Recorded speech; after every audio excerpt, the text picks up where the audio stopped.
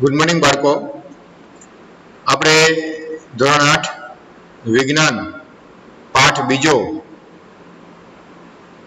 સૂક્ષ્મજીવો મિત્રો અને શત્રુ, બરાબર, આ પાઠ આપણે જોઈ રહ્યા છીએ, જેમાં આપણે છેલ્લે જે મુદ્દાની ચર્ચા કરી આગળના તાસની અંદર, તો એમાં આપણે જોયું કે સૂક્ષ્મજીવો જે છે એ જે રીતે આપણને ઉપયોગી છે એટલા જ આપણને શું છે, નુકસાનકારક પણ છે. સૂક્ષ્મજીવો આપણને ઘણી રીતે નુકસાન કરતા હોય છે. જેમ કે વાત કરીએ તો કે ખોરાક આપણો બગડે છે, તો ખોરાક બગડવામાં પણ સૂક્ષ્મજીવ ભાગ ભજવે છે. પછી આપણા ચામડાના બૂટ ચપ્પલ હોય તો એ પણ બગડે છે, કપડામાં ફૂગ લાગી જાય છે. તો આ બધાની અંદર સૂક્ષ્મ જીવો જે છે એ જ ભાગ ભજવે છે કે જેના કારણે એ વસ્તુ બધી બગડે છે. એ સિવાય આપણને જે બધા રોગો થાય છે, તો એ રોગો પણ આપણને સૂક્ષ્મજીવો દ્વારા જ થાય છે. તો આપણને ગયા તાસની અંદર બધી ચર્ચા કરી હતી કે કયા કયા બધા રોગો જે છે તો એ કયા સૂક્ષ્મજીવોથી થાય છે. આપણને ઓરી, અછબડા, પોલિયો, કોલેરા, ટાઇફોઇડ, મલેરિયા, બરોબર, આ બધા રોગો જે છે અલગ અલગ સૂક્ષ્મજીવોથી થતા હોય છે. કોઈ બેક્ટેરિયાથી થતા હોય, કોઈ વાયરસથી થતા હોય છે, કોઈ પ્રજીવથી આપણને રોગ થતા હોય છે. અને એ બધા રોગો જે છે એ કઈ કઈ રીતે ફેલાય છે, તો આ જે બધા સૂક્ષ્મજીવો જે છે આપણા શરીરની અંદર હવા દ્વારા, પાણી દ્વારા, ખોરાક દ્વારા અથવા જે વ્યક્તિને આ રોગ થયો છે એ વ્યક્તિના સંપર્કમાં આવવાથી પણ આપણને રોગ થાય છે. તો એની આપણે ચર્ચા કરી હતી. તો પાઠની અંદર આપણે આગળ જોઈએ કે તમને અહીંયા એક કોઠો એક બતાવેલો છે, બરાબર, માનવની અંદર કયા કયા રોગો થાય છે. તો તમને અહીંયા આખો કોઠો એક બતાવેલો છે કે ટીબી જે ટ્યુબરક્યુલોસિસ, ઓરી, અછબડા, પોલિયો, કોલેરા એ કયા કયા સૂક્ષ્મજીવોથી થાય છે. તો એ પણ તમારે યાદ રાખવાના છે. આમાંથી ઘણી વખત પરીક્ષામાં પણ નાના પ્રશ્નો ખાલી જગ્યા વિકલ્પોમાં પૂછાય કે અછબડાનો રોગ શેના દ્વારા થાય, તો કે ભાઈ વાયરસથી થાય. અને કઈ રીતે ફેલાય છે પણ તમને અહીંયા કોઠામાં આપેલું છે. અને કઈ રીતે બચી શકીએ અને બચવાના સામાન્ય ઉપાયો કયા છે એ અહીંયા કોઠામાં બતાવેલા છે. માં થતા કેટલાક સામાન્ય રોગો, તેનો ફેલાવો તથા અટકાવવાના કેટલાક ઉપાયો કોષ્ટકમાં દર્શાવવામાં આવેલ છે. ટ્યુબરક્યુલોસિસ રોગકારક બેક્ટેરિયા દ્વારા હવામાંથી ફેલાય છે. ઓરી, અછબડા અને પોલિયો વાયરસના કારણે થાય છે. ઓરીના વાયરસ હવા દ્વારા ફેલાય છે. અછબડાના વાયરસ હવા તેમજ સંક્રમિત વ્યક્તિના સીધા સંપર્ક દ્વારા ફેલાય છે. પોલિયો હવા અને પાણી દ્વારા ફેલાય છે. બરાબર, અહીંયા ટીબી જે છે તો એ શેના દ્વારા થાય છે, તો બેક્ટેરિયા દ્વારા, અને જે હવા દ્વારા ફેલાતો હોય છે. જેને ટીબી થયો હોય તો એ વ્યક્તિ જ્યારે ઉધરસ ખાય ત્યારે એના જીવાણુ છે, બેક્ટેરિયા જે છે હવામાં જાય, અને એવી હવાના જ્યારે એ વાયરસ બેક્ટેરિયા જે છે ટીબીના એ કોઈ સ્વસ્થ વ્યક્તિના શરીરમાં શ્વાસ દ્વારા એટલે કે હવા દ્વારા એના શરીરમાં જાય અને એને પણ ટીબી થઈ શકે છે. એ રીતે ઓરી, અછબડા અને પોલિયો આ ત્રણ રોગો જે છે એ વાયરસથી થાય છે. અને એ હવા, પાણી, અને આપણને ખબર છે કે જે અછબડાનો જેને રોગ થયો હોય, અછબડા જેને થયા હોય એ વ્યક્તિના આપણે જો સંપર્કમાં આવીએ છીએ તો આપણને પણ અછબડા થાય છે. તો એ ઓરી, અછબડા અને પોલિયો જે છે એ વાયરસથી થતા બધા રોગો છે. ટ્યુબરક્યુલોસિસ, ઓરી અને અછબડાથી બચવાના સામાન્ય ઉપાયો. દર્દીને સંપૂર્ણ રીતે અન્ય વ્યક્તિઓથી અલગ રાખો. દર્દીની વ્યક્તિગત વસ્તુઓ અન્યથી અલગ રાખો. બરાબર, કે ટીબી, ઓરી, અછબડા આ રોગોથી આપણે બચવું હોય તો શું કરવું પડે, તો જેને પણ આ રોગ થયો છે એ વ્યક્તિને શું કરવાનો, અલગ રાખવાનો, અલગ રૂમમાં એને રાખવાનો. પછી એની જે તમામ વસ્તુઓ જે ઉપયોગ કરતા હોય એ વ્યક્તિ એ વસ્તુઓ પણ આપણે ઉપયોગ કરવી જોઈએ નહીં. બરાબર છે. યોગ્ય ઉંમરે રસી મુકાવો. પોલિયોથી બચવાના સામાન્ય ઉપાયો. યોગ્ય ઉંમરે રસી મુકાવો. પછી પોલિયોથી બચવું હોય તો એના માટે રસી, બરાબર, રસી અત્યારે આવે છે પોલિયાની રસી. તો એ રસી યોગ્ય ઉંમરે જે રસી આપવામાં આવે છે એ રસી આપવી જોઈએ, જેથી પોલિયોના રોગથી આપણે બચી શકીએ. કોલેરા રોગ માનવમાં બેક્ટેરિયા દ્વારા થાય છે. તે પાણી અને ખોરાક દ્વારા ફેલાય છે. ટાઇફોઇડ બેક્ટેરિયા દ્વારા પાણીમાંથી ફેલાય છે. કોલેરા અને ટાઇફોઇડથી બચવાના ઉપાયો: વ્યક્તિગત સ્વચ્છતા રાખો તેમજ તે માટેની સારી ટેવો કેળવો. યોગ્ય રીતે રાંધવામાં આવેલો ખોરાક ખાઓ અને ઉકાળેલું પાણી પીવું. રસી મુકાવવી: હિપેટાઇટિસ એ વાયરસથી થાય છે. તેના વાયરસ પાણી દ્વારા ફેલાય છે. તેનાથી બચવાના ઉપાયો: ઉકાળેલું પાણી પીવો, રસી મુકાવવી. મેલેરિયાનો રોગકારક સૂક્ષ્મજીવ પ્રજીવ છે જે મચ્છર દ્વારા ફેલાય છે. તેનાથી બચવાના ઉપાયો: મચ્છરદાનીનો ઉપયોગ કરો. મચ્છર ભગાડવાના રસાયણો વાપરો. કીટનાશક. બરાબર. પછી મલેરિયાનો રોગ જે છે શેનાથી થાય છે? તો કે પ્રજીવથી થાય છે અને જે મચ્છર દ્વારા ફેલાય છે. આપણને ખ્યાલ છે કે એનોફિલિસ માદા મચ્છર હોય તો એ મેલેરિયાના જે રોગ જે છે એ ફેલાવાનું જવાબદાર છે. તો એનાથી બચવા તો આપણને ફેલાવો કોણ કરે છે? મચ્છરથી જ થાય છે. તો એ મચ્છરનો ઉપદ્રવ આપણે ઘટાડવો જોઈએ.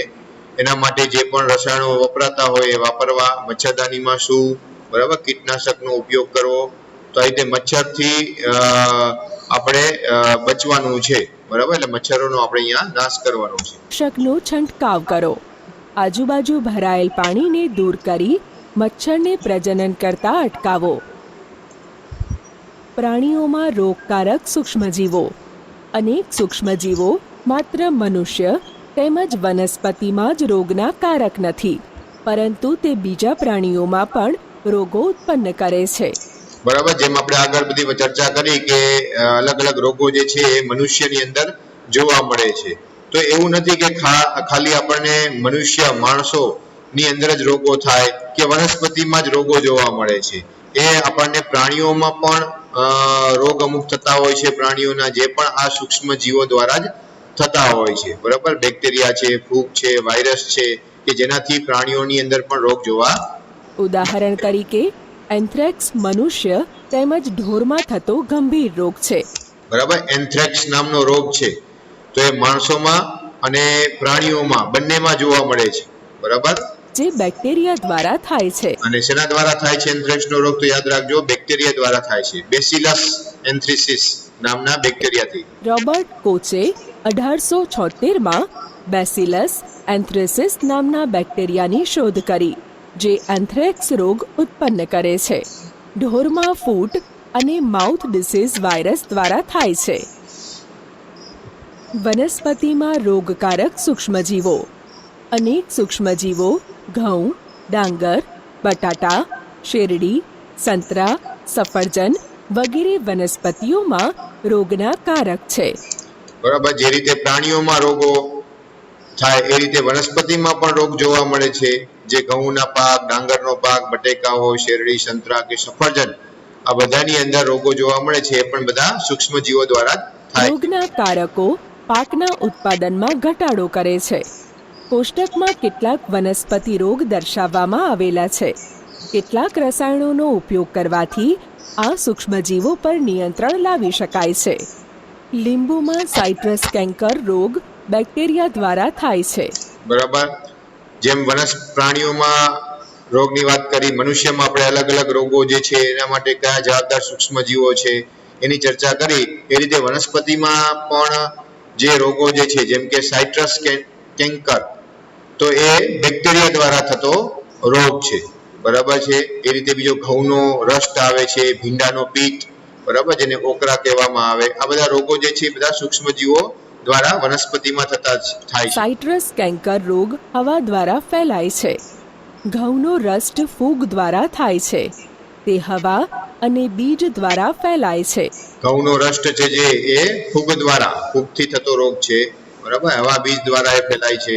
ભીંડાનો પિત્ત વાયરસ દ્વારા થાય છે. તે કીટક દ્વારા ફેલાય છે. અને ભીંડાનો જે પિત્ત છે એ વાયરસ દ્વારા થાય છે અને જે કીટકો દ્વારા ફેલાતો હોય છે. ખોરાક વિષાક્તન. બુજોના મિત્રોએ તેને એક પાર્ટીમાં. પછીનો મુદ્દો જે છે એ છે ખોરાક વિષાક્ત. એટલે આપણે ઘણી વખત ટીવીમાં, છાપામાં વાંચતા હોઈએ છીએ કે લગ્ન પ્રસંગની અંદર આજે લગ્ન પ્રસંગ અહીંયા હતો અને એમાં ઘણા બધા લોકોને બીમાર થઈ ગયા.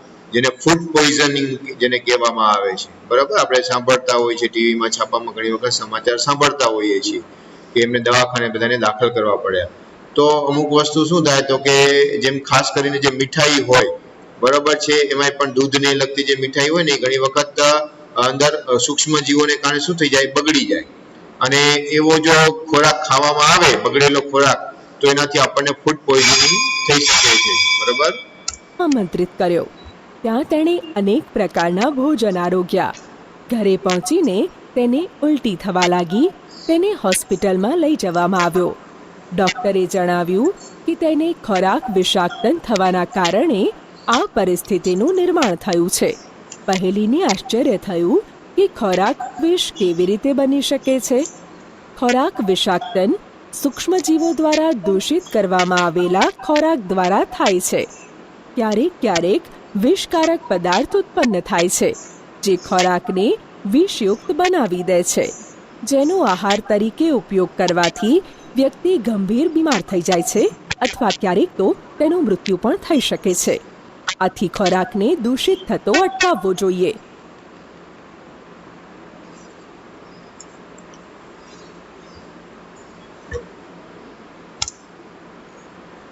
બરાબર, કે જે રીતે આપણે જોયું કે ખોરાક જે છે સૂક્ષ્મજીવો ખોરાકની જાળવણી. પ્રકરણ 1 બગડે છે, અને એ ખોરાક, બગડેલો ખોરાક જે છે જો એ ખાવામાં આવે તો એનાથી આપણને તકલીફ થાય છે, ગંભીર બીમારીનો સામનો કરવો પડે છે અને ઘણી વખત એમ કે મૃત્યુ પણ થાય છે. હવે ત્યાર પછીનો મુદ્દો છે ખોરાકની જાળવણી, કે ખોરાકની જાળવણી કઈ રીતે કરવામાં આવે. આપણે અનાજની જાળવણી તેમજ સંગ્રહના ઉપાયો વિશે અભ્યાસ કર્યો. બરોબર, તો ખોરાકની જાળવણી આપણે પહેલા પાઠમાં જોઈ ગયા હતા, બરાબર. એમાં મુદ્દો હતો ખોરાકની જાળવણી, કે એના માટે ખોરાકની જાળવણી કઈ રીતે કરવામાં આવે, એનો સંગ્રહ કઈ રીતે કરવામાં આવે છે. તો એમાં આપણે જોયું હતું કે જે ઉંદરો જે છે જેના કારણે અનાજ બગડે છે, પછી પક્ષીઓ છે, પછી કીટકો છે, તો એનાથી આપણે અનાજને બચાવવાનો છે, બરોબર છે. તો એ આપણે પહેલા પાઠમાં એની ચર્ચા કરી હતી. એમ તો કઈ રીતે જાળવણી કરવામાં આવે. આપણે બનાવેલ ભોજનની જાળવણી ઘરે કેવા પ્રકારે કરી શકીએ. આપણે બનાવેલ ખોરાકને ઢાંકીને રાખીએ છીએ અથવા તેને ગરમ કરીને કે રેફ્રિજરેટરમાં મૂકીને જાળવણી કરી શકીએ. બરાબર, તો આપણે ઘરમાં કઈ રીતે ખોરાકની જાળવણી કરીએ છીએ.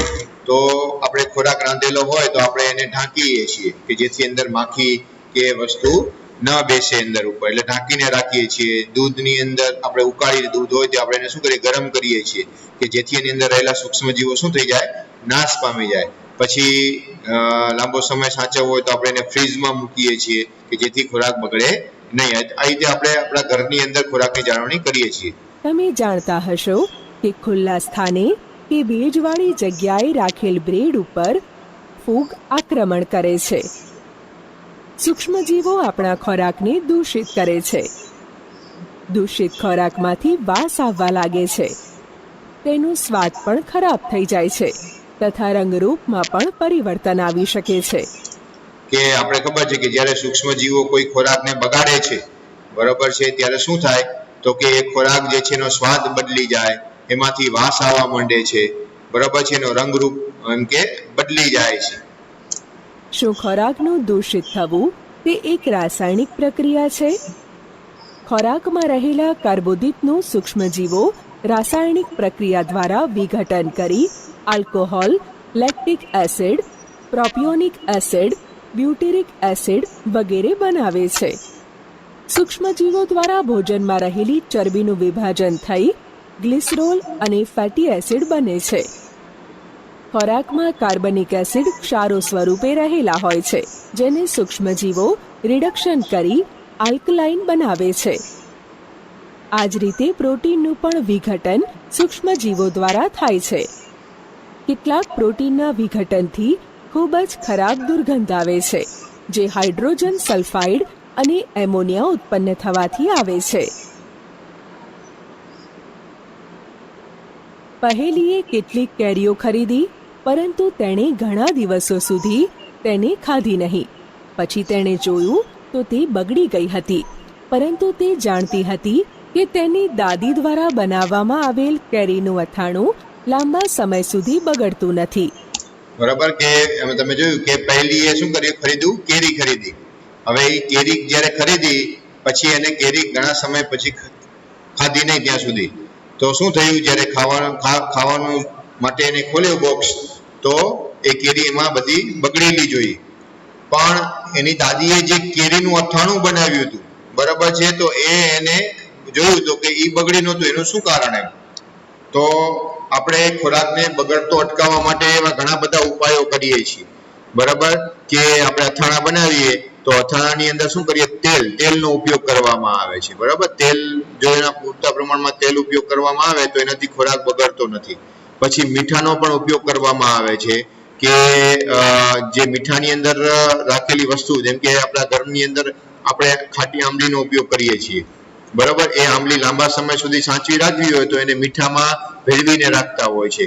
પછી જે ખોરાક તરીકે જે લોકો માછલીનો ઉપયોગ કરતા હોય છે, માછલીની સુકવણી કરતા હોય તો એ પણ એ મીઠામાં ભેળવીને એનો ઉપયોગ કરતા હોય છે, કે જેનાથી શું થાય, લાંબા સમય સુધી એ સચવાઈ રહે. તો આ રીતે તેલ છે, મીઠું છે, પછી અત્યારે આપણે જોઈએ કે વિનેગર, બરાબર છે, તો એ પણ ખોરાકને સાચવવામાં મદદ કરે છે, કે જે થોડાક લાંબા સમય સુધી ખોરાક સચવાઈ રહે છે. તો આવા જે બધા પદાર્થો છે, કે તેલ છે, મીઠું છે કે વિનેગર છે, જે ખોરાકને શું કરે છે, લાંબા સમય સુધી સાચવી રાખે છે, બગડવા દેતા નથી. તે મૂંઝવણમાં છે.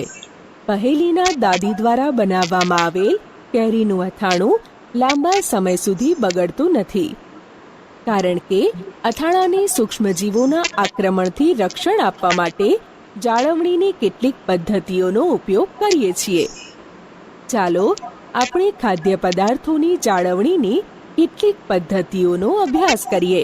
બરાબર, તો અહીંયા તમને ખોરાક જાળવણી એટલે કે ખાદ્ય પદાર્થ જે છે એની જાળવણી કઈ રીતે કરવામાં આવે છે, જેમાં જોયું કે પેલા ગરમ કરીએ તો પણ વસ્તુ બગડતી નથી. મીઠાનો ઉપયોગ મેં વાત કરી તમને હમણાં, બરાબર છે. પછી એવી રીતે પેકિંગ કરી નાખીએ હવા ચુસ્ત, બરાબર, તો પણ લાંબા સમય સુધી જળવાઈ રહે છે. આપણે ખબર છે કે જે ખાદ્ય પદાર્થો જે પેકિંગમાં આવે છે, વેફર કે એવી બધી વસ્તુ ખાઈએ છીએ, તો એની અંદર પેકિંગમાં શું હોય, નાઇટ્રોજન ભરેલો હોય, કે જેના કારણે એ ખોરાક જે છે લાંબા સમય સુધી બગડતો નથી. બરાબર છે, તો એ હોય. રેફ્રિજરેટર આપણે ફ્રીજમાં મૂકીએ છીએ. પછી પેસ્ચરાઇઝેશન કરવામાં આવે, કે જે દૂધ ડેરી હોય ત્યાં લોકો શું કરે છે, તો દૂધ આવે તો એને અમુક ટેમ્પરેચરે ગરમ કરી અને તરત જ થોડાક ટેમ્પરેચરે ઠંડુ પાડી અને એને થેલીઓમાં ભરી દે, જેથી દૂધ લાંબા સમય સુધી સચવાઈ રહે, જેને પાશ્ચરાઇઝેશન કહેવામાં આવે. વિનેગરની જે મેં વાત કરી, તો વિનેગરનો ઉપયોગથી આપણે ખોરાકની જાળવણી કરી શકીએ છીએ. આ બધી પદ્ધતિઓ છે કે જેની મદદથી આપણે ખોરાકને સાચવી શકીએ છીએ, જેનો ઉપયોગ આપણે આપણા ઘરમાં કરીએ છીએ. આપણે તેને સૂક્ષ્મજીવોના આક્રમણથી રક્ષણ આપવું જોઈએ. રાસાયણિક પદ્ધતિ. સૂક્ષ્મજીવોની વૃદ્ધિ અટકાવવા માટે સામાન્ય રીતે મીઠું અથવા ખાદ્ય તેલ વપરાય છે, માટે તેને જાળવણીકારક પદાર્થો કહે છે. બરાબર, જે વાત કરી કે મીઠું અને ખાદ્ય તેલ, બરાબર, કે જે આપણે ખોરાકને સાચવી રાખે છે અને બગડતો અટકાવે છે, તો એને જાળવણીકારક પદાર્થો કહેવાય. અથાણું બનાવવામાં મીઠું તથા એસિડ પ્રિઝર્વેટિવનો ઉપયોગ સૂક્ષ્મજીવોનું આક્રમણ અટકાવવા માટે થાય છે. સોડિયમ બેન્ઝોએટ તથા સોડિયમ મેટાબાયસલ્ફાઇટ જાણીતા પ્રિઝર્વેટિવ્સ છે. તેઓ ફળોના જામ તથા રસને પણ બગડતા અટકાવે છે. બરાબર, આપણે જામ લઈએ, ફળના રસો લઈએ, તો એ પણ લાંબા સમય સુધી બગડતા નથી. તો એના માટે પણ આવા પ્રિઝર્વેટિવ જે પદાર્થો અટકાવે છે, બરાબર, એ ઉપયોગ થાય છે, કે જેનાથી લાંબા સમય સુધી એ બગડતા નથી. મીઠા દ્વારા જાળવણી. લાંબા સમયથી મીઠાનો ઉપયોગ માંસ તેમજ માછલીની જાળવણી માટે કરવામાં આવે છે. બરાબર, હવે મીઠા દ્વારા કઈ રીતે જાળવણી થાય છે, તો એમાં મેં તમને પહેલા વાત કરી કે જે લોકો માછલીઓની સુકવણી કરતા હોય અને લાંબો સમય સુધી સાચવી રાખવું હોય તો એ મીઠાનો ઉપયોગ કરે. એટલે કે માંસ કે માછલીની જાળવણી રાખવી હોય લાંબા સમય સુધી તો મીઠાનો ઉપયોગ કરતા આવ્યા છે, ઘણા સમયથી એનો ઉપયોગ થતો આવે છે. બેક્ટેરિયાની વૃદ્ધિ અટકાવવા માટે માંસ તથા માછલીઓને સૂકા મીઠાથી ઢાંકી દેવામાં આવે છે. મીઠાનો ઉપયોગ કેરી, આંબળા તેમજ આંબલીની જાળવણી માટે પણ કરવામાં આવે છે. બરાબર, મીઠાનો ઉપયોગ બીજે ક્યાં થાય છે? એક તો માછલીમાં વાત કરીએ તો એ સિવાય મેં તમને કીધું કે આંબલી, પછી આમળા અને કેરીઓની જાળવણી કરવા માટે પણ મીઠાનો ઉપયોગ થાય. શર્કરાની મદદથી જાળવણી. જામ, જેલી તથા ફળોના રસની જાળવણી શર્કરા વડે કરવામાં આવે છે. શર્કરા ભેજનું પ્રમાણ ઘટાડે છે, જે ખોરાકને દૂષિત કરતા બેક્ટેરિયાની વૃદ્ધિને નિયંત્રિત કરે છે. બરાબર. શર્કરાની મદદથી, એટલે કે જામ છે, ફળોના રસ છે, જેલી છે, આ બધી વસ્તુની જાળવણી માટે શર્કરા એટલે ખાંડ નાખે છે. બરાબર. ગળી વસ્તુ જે ખાંડ જે કહેવાય, તો એનો ઉપયોગ કરવામાં આવે તો જેનાથી ભેજનું પ્રમાણ ઓછું થાય છે. બરાબર. તેલ તેમજ વિનેગર દ્વારા જાળવણી. તેલ તથા વિનેગરનો ઉપયોગ અથાણાને બગાડતા અટકાવવા માટે કરવામાં આવે છે, એ રીતે કારણ કે બેક્ટેરિયા તેની હાજરી જેનો ઉપયોગ પણ એમ કે અથાણાઓ જે છે એને બગડતા અટકાવવા માટે કરવામાં આવે છે. માં મૃત્યુ પામે છે. શાકભાજી, ફળ, માછલી તથા માંસની જાળવણી પણ આ પદ્ધતિથી કરવામાં આવે છે.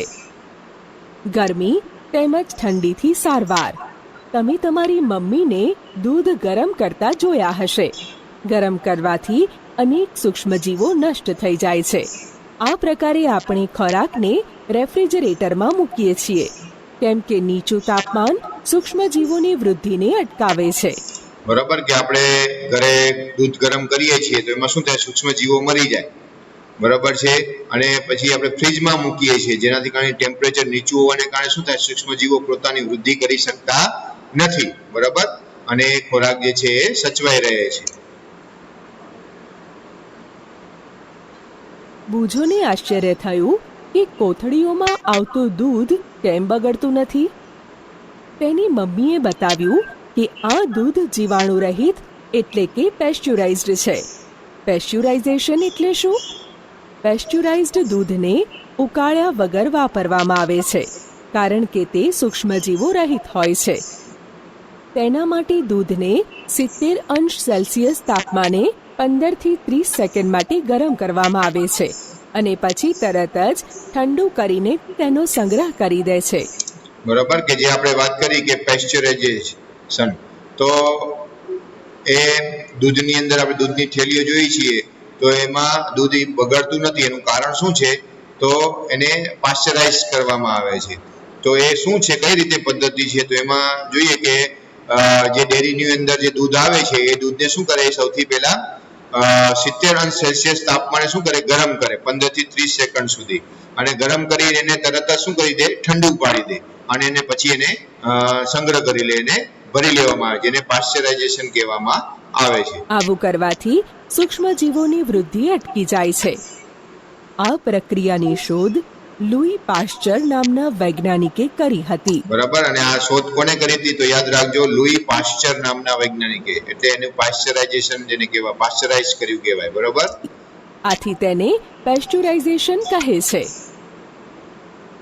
સંગ્રહ અને પેકિંગ. આજકાલ સૂકો મેવો તથા શાકભાજીને પણ હવાચુસ્ત બંધ પેકેટમાં વહેંચવામાં આવે છે. પછી સંગ્રહ અને પેકિંગની વાત કરીએ તો આજે જોઈએ છીએ કે મોટા ભાગની વસ્તુ આપણને પેકિંગમાં જોવા મળે છે. બરાબર છે. કે હવાચુસ્ત પેકિંગ કરી દે, જેથી હવાના સંપર્કમાં ના આવે અને એ લાંબા સમય સુધી સારી રહે છે, જેનાથી સૂક્ષ્મજીવોથી સુરક્ષા પ્રાપ્ત થાય છે. નાઇટ્રોજન.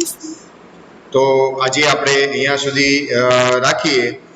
નેક્સ્ટ તાસની અંદર આપણે આગળના મુદ્દાની ચર્ચા કરશું.